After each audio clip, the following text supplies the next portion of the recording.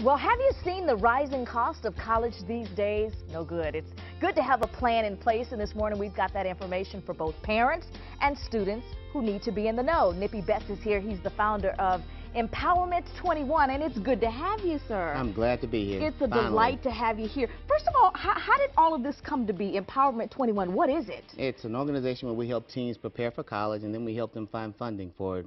My daughter was number 2 out of 500 at Warren High School, never made a B in her life, had a 1300 on her math and verbal SAT, and had no scholarships. So like all the other parents, I was like, what am I going to do? What am I going to do? So many students get to that point, they don't really think about it that far in advance until you need the monies and you need the wherewithal. And so you created this fantastic idea. What we did was we took a group of kids and said, if my daughter has this problem and she's where she is, a lot of kids will have it. Yes, so we invited the community, and now every second Saturday, we get together with 250 to 300 kids, and we excite them about college, and we teach them about things they can do to get into and pay for college, and we've been very successful. What kind of feedback have you heard from teenagers who are just probably glad that somebody had a caring ear, right? Sometimes you're embarrassed to ask the questions you don't know, like, I'm afraid, where's the money coming from? How do I get it? Right. We have kids that come back every year, and they talk to our kids and talk about some of the things that they did so that the kids will now want to go duplicate what other kids have done. So we're pretty successful. We've helped kids get over $12 million in merit-based scholarships over the last 8 years. Get out. That's a lot of money. Oh, a lot. That's fantastic. I want to talk about this book here that you call, What Would You Do If You Knew You Couldn't Fail? This is really the proven way teens can find money. It's out there. Oh, yeah. There's lots of money. There's money for being bipolar, for being this, for being that. There's money for everything out there. But more importantly, a lot of the kids just don't know where to go. They don't know who to talk to or where to look. We are like a metal detector. In Empowerment 21, my organization, we help them find it. I love that. Yeah, so, I love that. And the thing about it is, a lot of times teens don't know what they qualify for because either they haven't been told or they just don't know. They just don't know. Now, how do you fund Empowerment 21? How does that work? I do it through the United Way mostly, so people give through the United Way through their payroll deduction, which is great. But for the first few years, my wife and I did most of it. So we've helped kids get 80-something computers.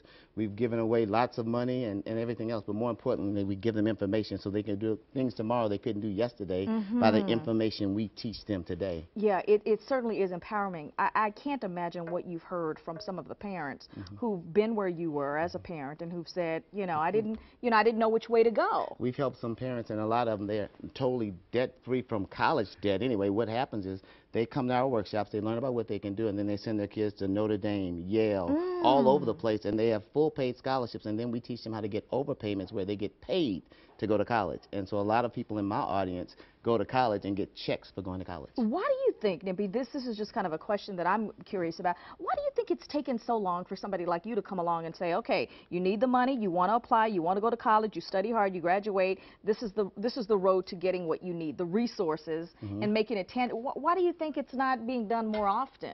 I'm not quite sure. I think that's not rewarding. I don't get paid for this, so it's not a whole bunch from it. I did write a book so that I could help kids get in to take the information we put in this book, What Would You Do If You Knew You Couldn't Fail, and duplicate the things we teach. But I'm not sure why it's not out there as prevalent as it should be. But we have it. So every second Saturday, we are rocking and rolling. The audience is edutained, so it's education, entertainment, and we have a blast. We give away iPads and we feed them. We have a great time. Don't you find, too, that kids are motivated by just the knowledge of what to do next? Because a lot of times, if you're not applying, you're not getting the monies, you're not seeking the help, it's fear that maybe you don't even qualify to begin with, right? I think the association, too, of being around other kids who have the same goal, to me, a rising tide lifts all boats. So we push together, and they see this one getting a scholarship and that one, but I'm smarter than that one. So we teach them how to duplicate the success of others, like Joy on the back of that book you're looking at.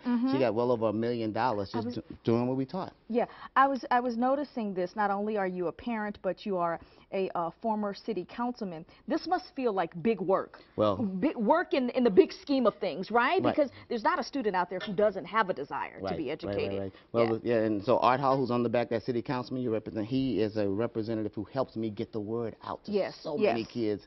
And so the community is getting involved. So parents know more than me. Some of the students know more. We get into that room, and this is a grassroots organization where we start sharing information. And before you know it, like last week, this lady taught us about deferring scholarships. So when you win so much, you can put some on the side. I never knew that. Right.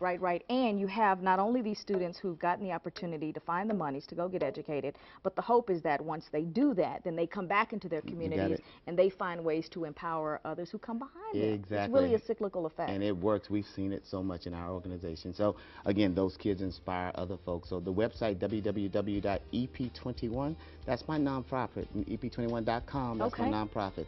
NippyBetz.com is the one where you can find the book. You can purchase the book. It'll be sent to you right away. But more importantly, I want them to give me their kids to come out and just get the information and have a great time. Yes, I love that this book has been endorsed by parents, by former City Councilman Art Hall, and you got a lot of good people on board. You got a fantastic idea. Workshops happen every second Saturday. I know there's a college student or somebody who's on their way hoping to go, who needs this help and support. There's the address on the screen, 2514 Observation Drive, and if you'd like to call for more information, you can do that. Yes. I have one more thing. We're on TV every Saturday morning. NTV. Good. It's amazing, and so I get to point the kids to that. So if they miss our workshop, they can still go watch us. Wonderful. Important information. Yes, Thank you so much, Nippy. Very nice we appreciate meeting you. it. Pleasure to meet you, sir.